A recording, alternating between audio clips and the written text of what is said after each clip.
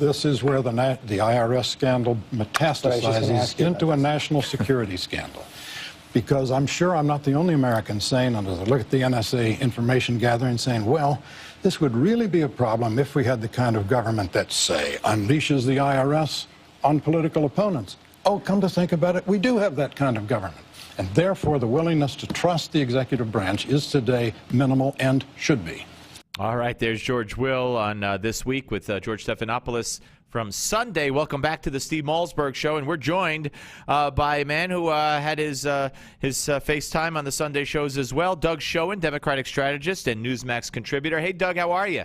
I'm fine. What did they say about me? No, I mean, they said that. Well, I heard a bite from you talking about weighing in on all the scandals and whatnot. Oh, okay, good. And yeah, so do you agree with George Will that this whole NSA thing is made that much worse in the eyes of the public because it comes on the heels of the IRS revelations and everything else? Oh, absolutely.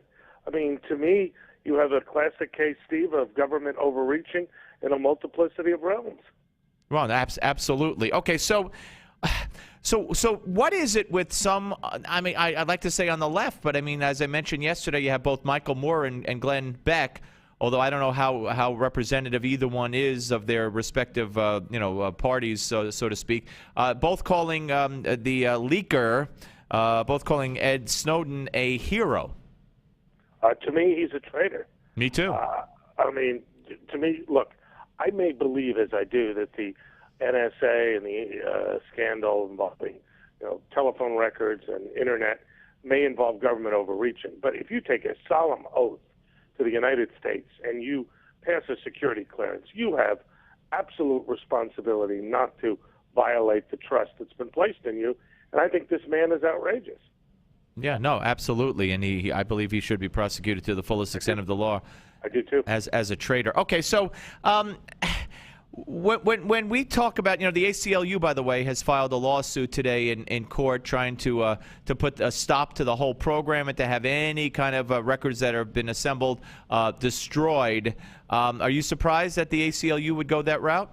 I'm not surprised they would do it. Look, to me, you can have valid and necessary scrutiny, particularly foreign phone calls, foreign websites and the like.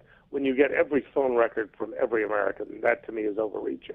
But it doesn't mean you end the program. It doesn't mean you stop. It means that you try to pare back to make sure government doesn't, as I say, overreach. Do you believe that Barack Obama is handling this the correct way? I mean, it's been since since Friday or whenever we found out the identity of the leaker, or Saturday maybe, I forget.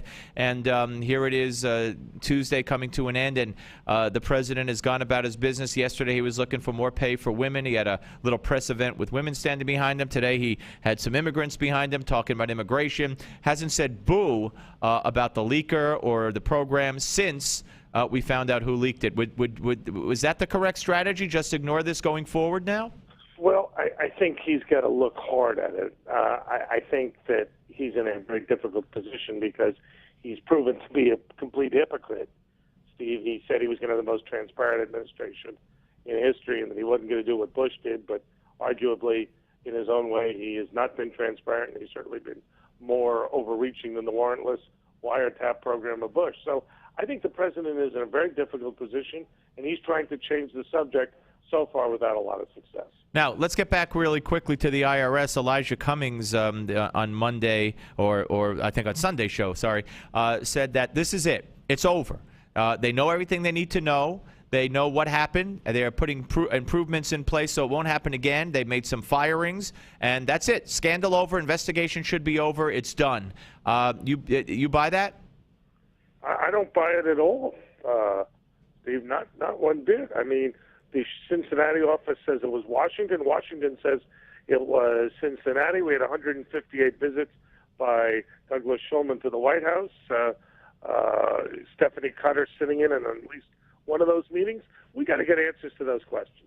Yeah, and absolutely. And of course, we had a major figure to take the fifth, and we had from the former head of the IRS. How many times did he say, when asked for names of people, I don't know, I can't give them to you, I don't know. So I mean, but is this a smart? I mean, Elijah Cummings didn't come up with this on his own. I mean, is this a?